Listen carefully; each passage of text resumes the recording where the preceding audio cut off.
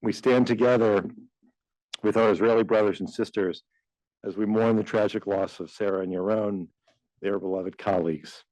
I'd also like to offer my sincere appreciation and thanks, sincere thanks to the diplomats from around the world representing more than 35 countries who are here today, as well as our dear friend, Representative Ritchie Torres, who took time out of his day to join us as well.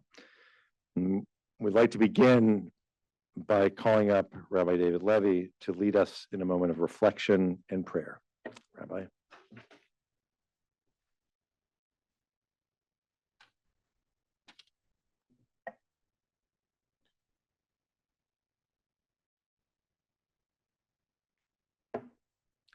Author of life, humanity has again turned violent, crushing 2 young lives, upending dreams, attacking the heart of our AJC Jewish and Israeli families with vitriol and hatred in an act of anti-Semitic terror.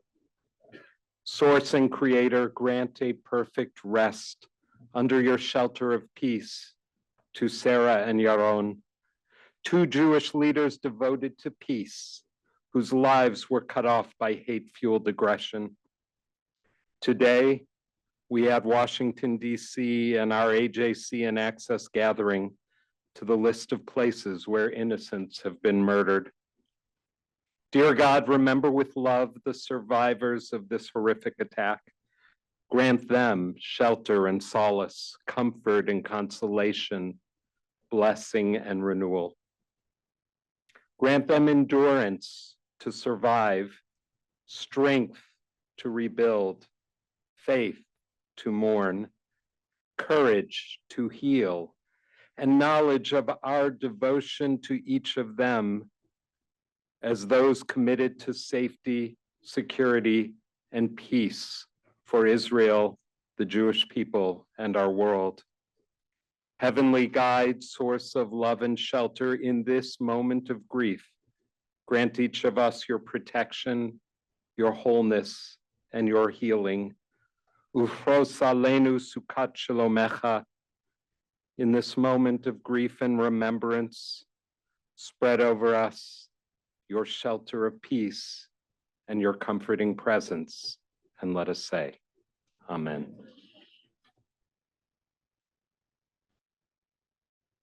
Thank you, David.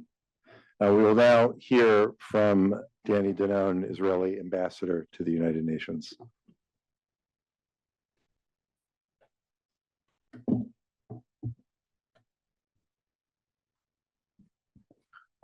Ladies and gentlemen, distinguished diplomats, it is a solemn day. I would like to thank Ted and the AJC for hosting this meaningful memorial for Yaron and Sarah.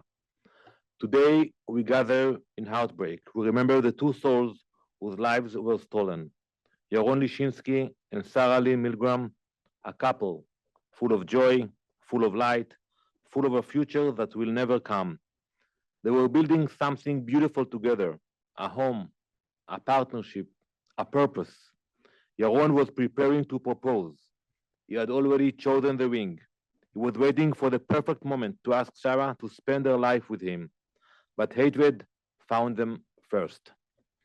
They were gunned down as they walked out of an AJC event in Washington, D.C. Not in Gaza, not on a battlefield, but in the capital of the United States, the heart of democracy. We mourn them as a nation and as a people. But mourning is not enough, because this was not a random act of God. This was not senseless. Yaron and Sarah were targeted. They were murdered because who they were, what they stood for, and who they represented. That should terrify us all, because a barrier has been broken. We have many diplomats here in this room today. And for decades, the world upheld a sacred understanding that diplomats and diplomatic staff are protected. That while nations may disagree, those who serve them must be protected from harm. That understanding has now shattered. When Israeli diplomats are no longer safe walking the streets of the free world, the alarm bells must ring in every capital. This was not only an anti-Semitic killing, it was an attack on very foundation of diplomacy. It happened after months of incitement. It happened after Israel was accused of genocide by so-called human rights experts. It happened after Israeli diplomats were demonized in international forums. It happened after the lies, after the blood libels, after the silence of those who knew better and said nothing. It is not a coincidence that just 2 days before this horrific attack, Mr. Tom Fletcher, a senior UN official, falsely claimed 14,000 babies would die in Gaza. This was a lie, a blood libel. Of course, he quietly retracted it. No apology, no accountability, no responsibility for the hatred he had unleashed. However, when you engage in blood libels, do not act surprised when you find blood on your hands. When you normalize hate against Israelis, when you demonize our diplomats, when you spread slander from the highest international platforms, you assume the burden of what follows. Those so-called experts and activists may not have pulled the trigger, but they helped load the weapon. We will not let them hide behind silence. We will make sure they are held accountable because their words have consequences. Today marks 600 days of captivity for our hostages. I know you held an event here on October 8th in this very room. Still, 58 innocent people are still being held by Hamas, and yet so many of these same officials who rush to condemn Israel at every turn cannot seem to find the words for them. They do not have the courage to name Hamas their evil captors, but they do have the courage to villainize Israel. However, you cannot call Israelis baby killers day after day and then act surprised when someone decides to kill them. You cannot sit in the UN and accuse our diplomats of representative evil and then seem shocked when evil comes for them. Yaron and Sarah paid the price for words that should never have been spoken and that were never condemned. This was a political assassination. This was a hate crime. This was the result of a culture that has told the world again and again that Jewish lives are worthless and Israeli lives are targets. We will not accept this new reality. We will not allow this to become normal. We will not let the death of 2 young diplomats pass without consequence. We owe it to Yaron and Sarah to draw the line right here, right now. Yet, in all of this darkness, we return to what matters most, Yaron and Sarah. They were more than symbols. They were people with dreams, with laughter, with love. Their families will never be the same. Their friends will never be the same. Our mission, our people will never be the same. But we carry their memory, we carry their names, we carry the fire they lit through their service and their sacrifice. To their families, we say today, your grief is shared by a nation, and we promise you this: they will not be forgotten. Their lives will not be in vain. May their memories be a blessing. May they rest in peace, and may we be worthy of the future they were denied.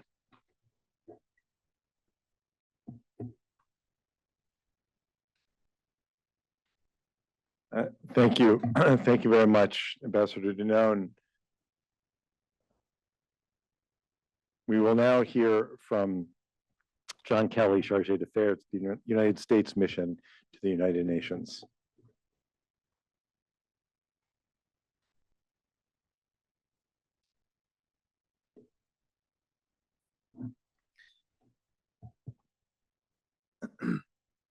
The United States of America is grieving with you and with the families of Yaron and Sarah in the aftermath of their tragic murder in Washington last week at the AJC event for young professionals. Yaron and Sarah represented the best of our future. Their lives were filled with hope and promise. And they were dedicated not only to the ideals of Israel and to the United States, but to the promise of a better world. This young couple was about to embark on a life together, as we've just heard. No doubt a life that would change our world for the better. And that was sadly ripped away from them and from all of us by an individual who appears to have had nothing other than hatred and anti-Semitism in his heart. As President Trump has said, the murder of Yaron and Sarah were based obviously on anti-Semitism. This type of violence targeting Jews or any other individuals based on their background has no place in the United States. This brazen and cowardly act of terror is meant to intimidate us and to create fear. But those of us who have learned more about Yaron and Sarah in the aftermath of their tragic murders know they were dedicated to building something strong enough to withstand the hatred we all witnessed last week. They were building a more just, fair, and free future for all of us. And we owe it to them to continue to build this future together. And I am here to say, on behalf of the United States, we will not stop until the scourge of anti-Semitism is eradicated from our country and from around the world.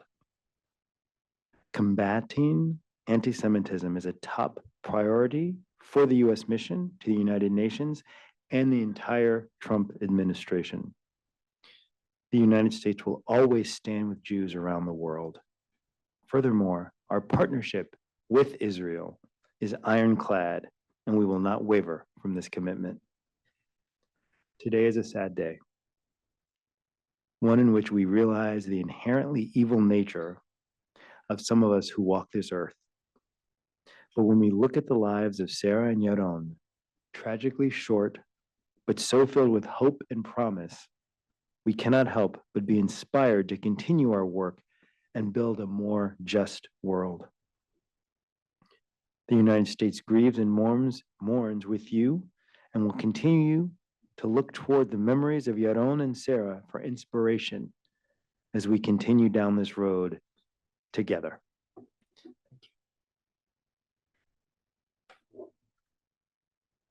Thank you very much for those powerful words. I'll now turn the floor over to Tzach, Deputy Consul General of Israel in New York. And I would note that Ofer Kunis, the Consul General, is in Israel now with other Consuls General from the New York area on an AJC project interchange trip.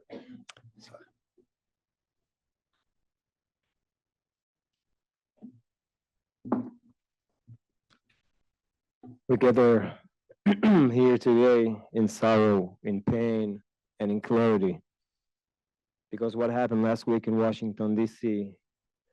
is not only a tragedy, it was an attack on all Western civilization. Two young Israeli embassy employees, Yaron Lischinsky and Sarah Milgrim, Zichronam Livracha, were shot and killed in cold blood.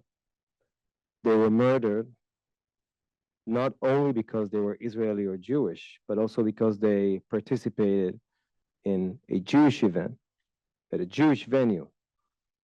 Because in a world infected by hate, that is sometimes all it takes. This was not random. It was the result of a years-long process of indoctrination, radicalization, and incitement. And it happened here, in the capital of a free country, and in far too many places across the world, threatening not only Jews and Israelis, but the foundations of democratic societies. We're not only here to mourn, we are here to speak plainly, to name the truth so that silence does not become complicity. I did not know Yaron personally, but his colleagues and friends describe a man of purpose and quiet strength. Though officially an assistant at the embassy, he quickly became a respected diplomatic voice. He believed in the Abraham Accords and the power of dialogue. After October 7th, he took on the horrific task of reviewing Hamas's footage to help explain the truth. He stood with hostage families. And in those dark months, he met Sarah. They fell in love. They were planning to fly to Israel this week. He was going to propose. Instead, we're remembering him in grief. Sarah, just 25, was unforgettable. She loved animals and nature, but her greatest strength was her courage. She worked to build bridges between communities, champion environmental and human rights causes, and lived the words of the prophet, to be a light unto the nations. And she was. Her light too was stolen, but it still burns in the hearts of those she touched. So what kind of world are we living in where this can happen, where murderers are celebrated, where chants of intifada echo proudly on college campuses, where death is glorified and victims are blamed, where already on October 8th, crowds were celebrating the murder, rape, and kidnapping of babies and women and men, and later those same voices began accusing us with anti-Semitic blind libels of genocide, of starvation, while we are the ones who are under attack, fighting on 7 different fronts on our own existence. It seems that just as we cherish life, others choose death, not only in Hamas, but academic institutions in the streets of America and far beyond. Among those who call for the murder of Israelis and Jews, among those who defend that murder, and among those who carried it out without hesitation. This hatred is no longer subtle. It is public, celebrated, wrapped in the language of justice. But let us be clear. This is not liberation, this is murder. And yes, Israel is not perfect. No nation is. And we have had to make some very hard decisions. But our enemies are not fighting for policy change. They're fighting for our disappearance. And to that, we say no. We will resist with every legal and moral means we have, because between the river and the sea also stands the state of Israel. And we're not going anywhere. This war, which we did not start, could have ended long ago. The conditions, war and are clear and simple: release of the hostages, lay down the weapons. But Hamas chooses suffering and finds support from those who fund and defend it. Even now, today, as we speak, food distribution fund, coordinated by an American company, is finally beginning to function in Gaza. It's a meaningful step, bringing direct humanitarian aid to civilians instead of aid looted by Hamas and funneled into its renewed war machine. And yet, a forceful campaign is working to delegitimize and sabotage this very effort. Why? Why? This is a surreal reality, no doubt. One we never would have reached had Hamas agreed to disarm and release the hostages. And those who support Hamas share with these terrorists responsibility for the suffering of the Palestinian people. And we will not accept a future beside a genocidal organization, one that openly threatens our existence and has already proven its intent and capacity to kill our people, both in Israel and abroad. Yaron and Sarah were murdered because of a sustained campaign of hate, because of a global effort to deny Israel's right to exist, because of the violent, murderous nature of the Free Palestine movement, which has nothing to do with human rights or just social causes. And this is yet another clear example of the complete overlap between anti-Zionism and anti-Semitism. Sarah and Yaron represented the best of us, our resilience, presence, unity, and our right to be. Now it's our responsibility to carry their name forward, as it is written, Adonai oz la'amo yiten, Adonai varech et amo b'shalom. The Lord will give strength to his people. The Lord will bless his people with peace. May the memory of Yaron Lischinsky and Sarah Milgrim be a blessing. Thank you.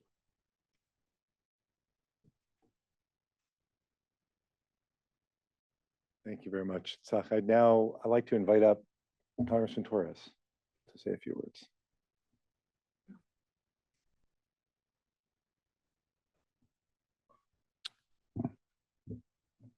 I came here with no expectation to speak, but I felt the need to convey my condolences to the AJC family, to Israel, to the whole Jewish community. Sarah and Yaron were beautiful and wonderful souls who fought for peace, who served their countries honorably, who represented the best in human nature and were taken from us by the very worst in human nature. And for me, the attack, the assassination of these two wonderful souls was not merely an attack on them, but it was an attack on all Jews and Israelis. You know, the purpose of terrorism is to strike fear. It is to create an atmosphere of fear that inhibits Jews from expressing their connection to their ancestral homeland. And that's the fear that we must confront. And I feel that atmosphere of fear has been compounded not only by the violence of a few, but by the silence and indifference and cowardice of many. And we see people not only rationalizing, but even romanticizing the barbaric murder of these two young souls.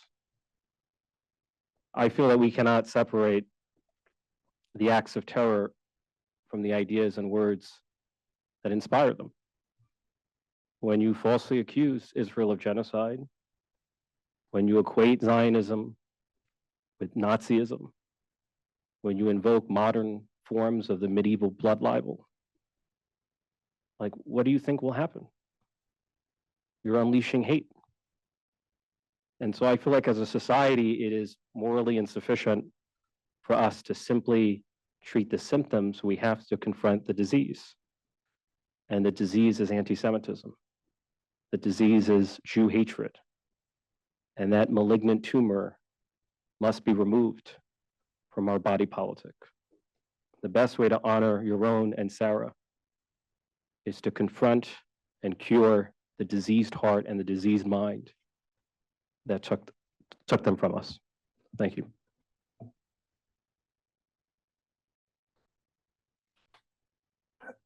Thank you very much, Representative Torres. As many of you know, Sarah was a member of our Access program for young professionals. I'm pleased to welcome Laura Epstein, President of Access New York, and a member of AJC's Access Global Board, and Dr. Dana Walker, Director of Access Global.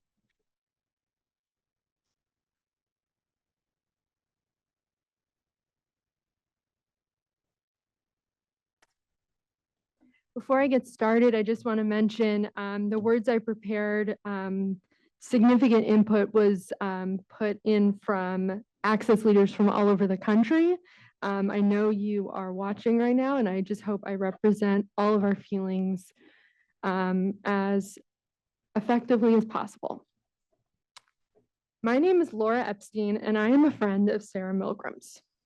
Sarah and I met as part of the AJC Maimuna Michael Sachs Fellowship for Emerging Leaders, named in memory of a visionary AJC leader who believed that peace between Arabs and Israelis is not only possible, but in fact necessary. The Sachs Fellowship brings together young leaders from Israel, Morocco, France, and the United States to promote integration through business, civic engagement, and deep interpersonal connection. Since 2023, our cohort has met bi-monthly over Zoom, and we traveled to Morocco together this past September. We have a trip to Israel planned for this fall. In that time, our small but mighty group of 25 has grown from strangers into friends, and very quickly from friends into family. Despite being one of the youngest in the cohort, Sarah was one of the wisest. With quiet confidence and a deep hunger for learning, she navigated difficult conversations with care, intentionality, and authenticity. She was wonderfully funny. Just last month, several members of our Sachs family joined me at my apartment for Shabbat dinner, and Sarah shared a story that made everyone's sides hurt from laughing and our faces ache from smiling. We know that feeling well, I hope. I take comfort in knowing that my last real, hard, hearty belly laugh was courtesy of Sarah Milgrim. But Sarah was a lot more than just a funny girl. She was grounded, she was steady, her radiant smile and her immense warmth put everyone at ease. It's no surprise that many in our cohort instinctively texted her on Wednesday as last week's attack started to spread on the news. Sarah would have known how to guide us through this horrendous violence. There's absolutely no guidebook for when your friend is a victim of terror, no roadmap for how to process the murder of someone whose entire life was devoted to peace. So I choose not to focus on how Sarah died. Instead, I want to honor how she lived. If you remember one thing about Sarah Milgrim, let this be it. Sarah was a bridge builder, a peacemaker, a relentless believer in the possibility of peace between Israelis and Palestinians. She was deeply committed to making that peace happen. After October 7th, Sarah, like many of us, experienced tremendous heartbreak, but she didn't retreat, she doubled down. We spoke poolside in Rabat about her new role at the Israeli embassy, which had begun just weeks after the attacks. She shared with me the personal challenges that came with her job, primarily how some of her closest friends had walked away from her because of her unapologetic Zionism. Almost overnight, those she thought were her closest and dearest did all they could to make it as if she had never existed. She was blocked on social media, her phone number was erased, she was cropped out of photos. She was gone. But Sarah refused to let it happen. It didn't harden her and it didn't dilute her spirit. Originally hired to focus on environmental policy, she pivoted, devoting herself to elevating the voices of women who had survived sexual violence on October 7th. She didn't have a background in this kind of work, but she felt a moral imperative to ensure the world heard these important stories. In Morocco, while many of us explored and shopped the souk in Essaouira, Sarah instead chose to visit a local mosque, engaging in private dialogue with Muslim leaders about interfaith history, Moroccan Muslim heritage, and coexistence. Throughout our trip, she was always respectful of customs, deeply mindful that she was a guest and she was eager to learn. That was Sarah, intentional, curious, and sincere. In the months that followed, I saw Sarah a few more times. Her commitment to a peaceful Middle East was embedded in her soul and DNA. This past October, when our friend and fellow cohort member, Laziza Dalil, unexpectedly passed away, Sarah and I talked about her desire to honor Laziza's legacy by deepening connections between young Jews and Muslims in Abraham Accord countries. Last November, I attended a rainy national event commemorating the one-year anniversary of the 10/7 attacks. I was thrilled to spot Sarah there, courtesy of her signature red hair. And we sat together with her boyfriend, Yaron, as speakers shared their hopes for peace in Israel. While many left early, soaked and drained, Sarah stayed, her eyes sparkling with purpose. Just a few weeks ago at AJC's Global Forum, Sarah inspired young leaders from around the world with her hopes and experiences. We made plans to have dinner the next time I came to DC, something I find myself doing often. Plans we'll never be able to keep. So what do we take from all of this? What do we do with the loss of a life lived so beautifully? I only got to be Sarah Milgrim's friend for a short time, but every interaction left an imprint. Sarah reminds us that our words matter, our actions matter, that seemingly small moments can have a deep and lasting impact. Sarah reminds us that 26-year-olds aren't just going to change the world one day, they already are. Sarah's legacy should not be defined by the man who shot her, nor should it be hijacked by those using her name to justify hate against Muslims or as a tool in politics. Sarah should never become a pawn. She deserves more than that. Sarah Milgrim lived and died in service of peace. Shouting "Free Palestine" and pulling a trigger doesn't help Gazans, but building bridges, like Sarah did, just might. If we want to continue working towards a peaceful Middle East, the question can't just be, what can we do? It must be, what would Sarah do? Sarah, I miss you, friend. May your memory be an inspiration.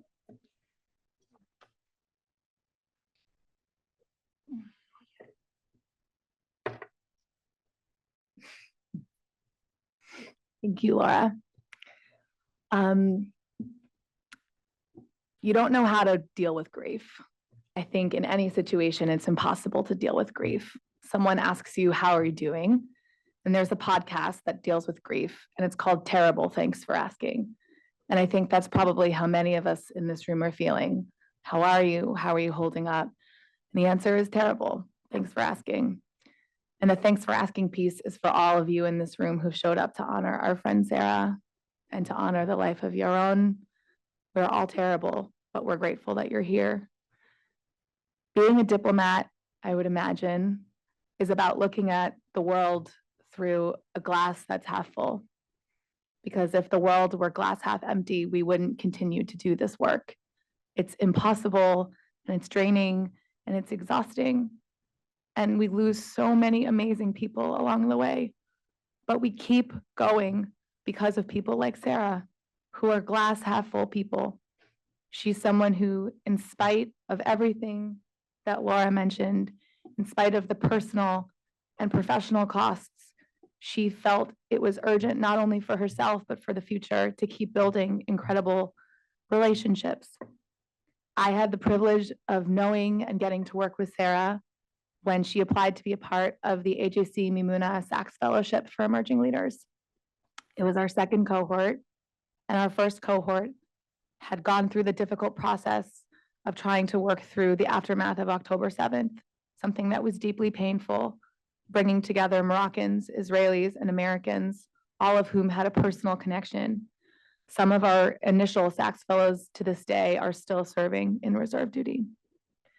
It's a painful process for all of us doing this work, this bridge building work. It doesn't come without pain, but we didn't ever anticipate this kind of loss and this kind of grief. I have so many incredible memories of Sarah. We had a very, very, very long bus ride from Casablanca to Agadir, which is an amazing way to see Morocco. I highly suggest it. Maybe don't take a bus, maybe fly, but it was an incredible experience. And it's one of those moments where you're stuck. You have to talk to the people around you. And anyone who's ever been in a summer camp or on these kinds of trips where a day feels like a year, you build relationships and friendships that are inexplicable. You're bound to these people for the rest of your life. You've created a family within a family. And the kinds of conversations I would overhear Sarah having on the bus with our Moroccan participants, with our Israeli participants, with our American participants were so thoughtful. She had this look of serenity when she was engaging in conversation because it was where she felt most at home, was listening, was creating space for people, was creating a sense of feeling seen and feeling heard, which in being a diplomat is incredibly important work. Sarah was bright, she was smart, she was wickedly funny, very sarcastic. She looked like the Little Mermaid. And she loved her dog. And as someone who also really loves her dog, I know how painful it can be to think of these people outside of the headline. But Sarah was more than a headline. She is more than a news story. She is a three-dimensional, incredible human being who we should be celebrating today. We should be celebrating the accomplishments that she and Yaron will be doing for the next 5, 10, 15, 20 years. And instead we gather mourning her loss. So what I want to take from today is acknowledging the grief that we feel terrible, but we're thanking you for being in this room with us and acknowledging that there are more people like Sarah out there, and we want to amplify their work and not those who seek to destroy it. Thank you.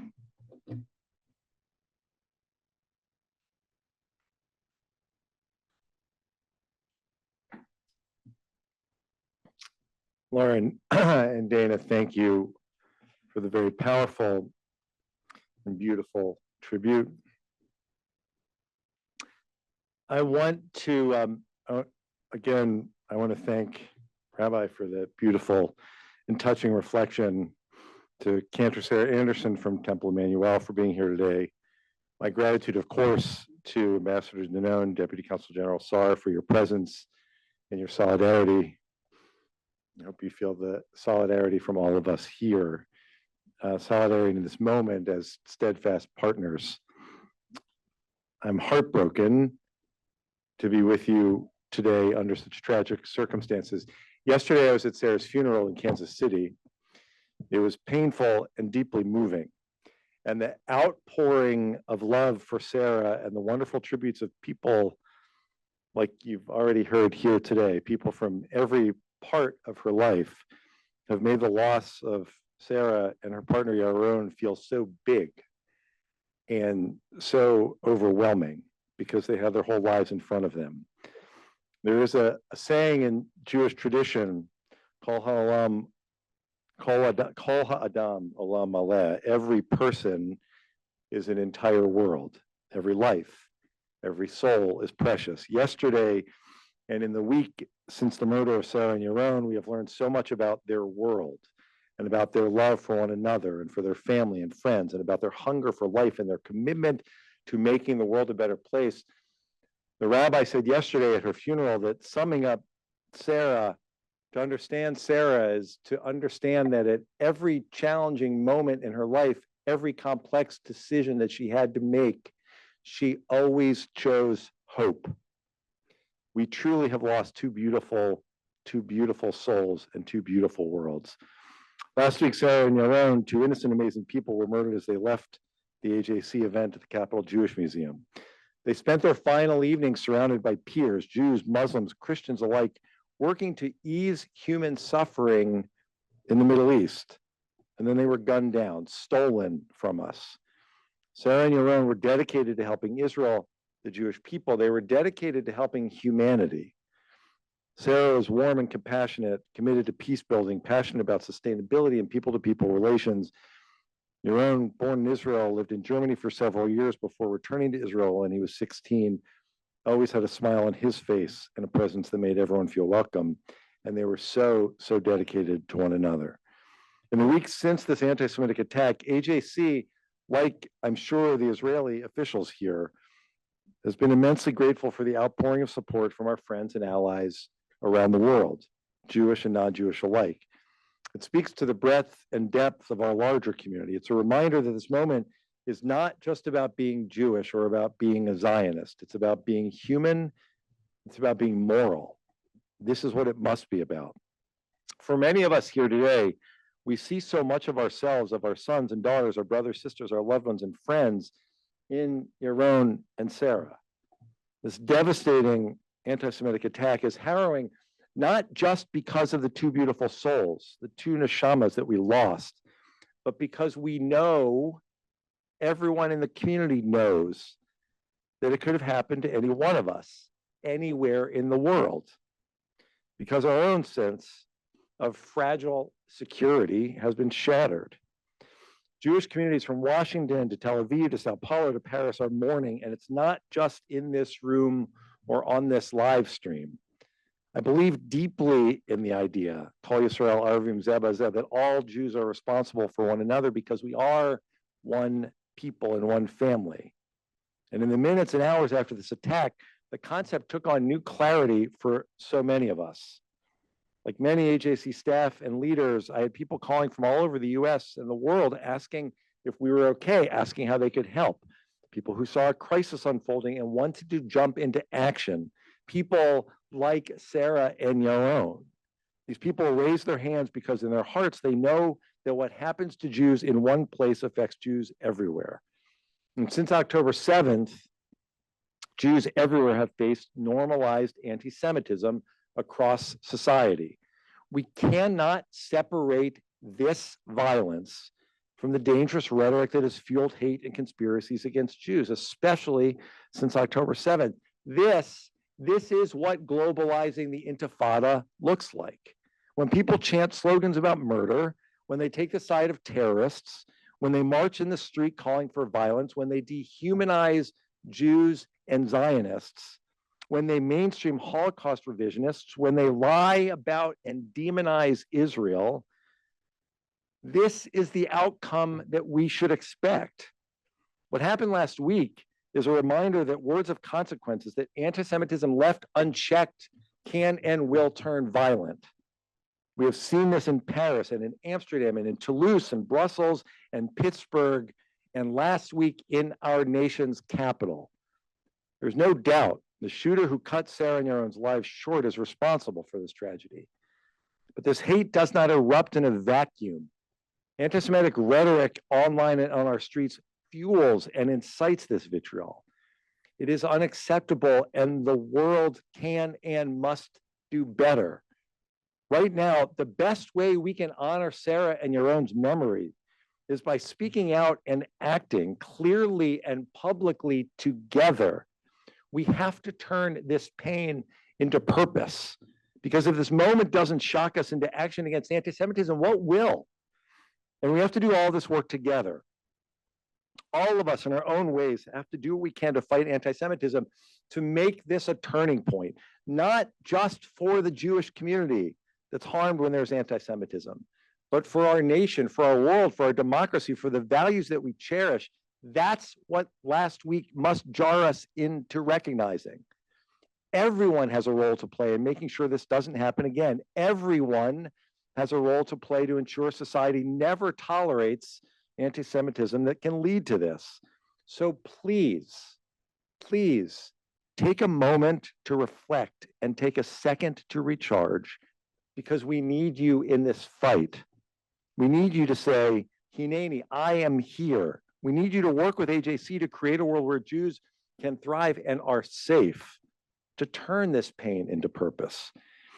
In this dark moment, I say to all of us gathered here today that we need each other. The Jewish people needs us, America needs us, Israel needs us, and the world needs us. May the memories of Sarah and Yaron be a blessing to their families, to their friends, and to the entire world. And may we know no more sorrow. To conclude, I ask Cantor Sarah Anderson of Temple Emmanuel to lead us in closing prayer and in the singing of Hatikva, Israel's national anthem.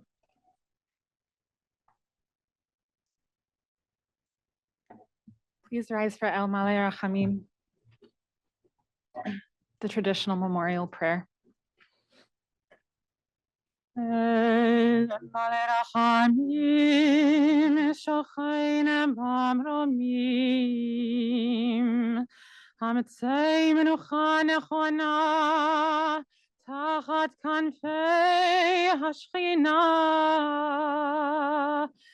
Im Kedoshim Utaharim, Kezahar Harakira, Mazhirim, Lenishmat Yakirenu Shehalchu Leolamam, Ba'al Harachamim, Yastireim Beseper Kenafav Leolamim, Leitror Bitror HaChaim Et Nishmatam, Adonai Hu Nachalatam,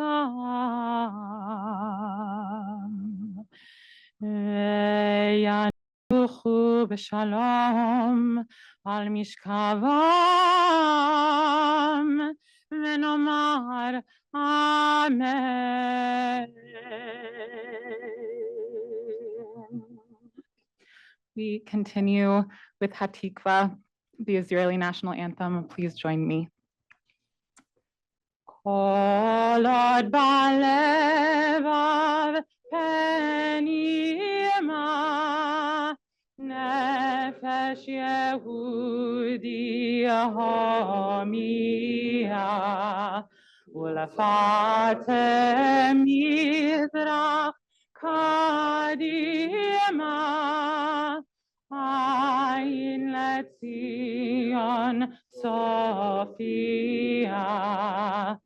Allah tikvateinu, hatikva bat shnot alpayim, liatam chofshi be'arteinu, Eretz Zion v'Yerushalayim, liatam chofshi בארצנו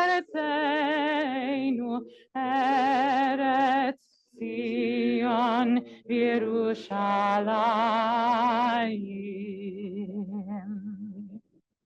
May we know peace.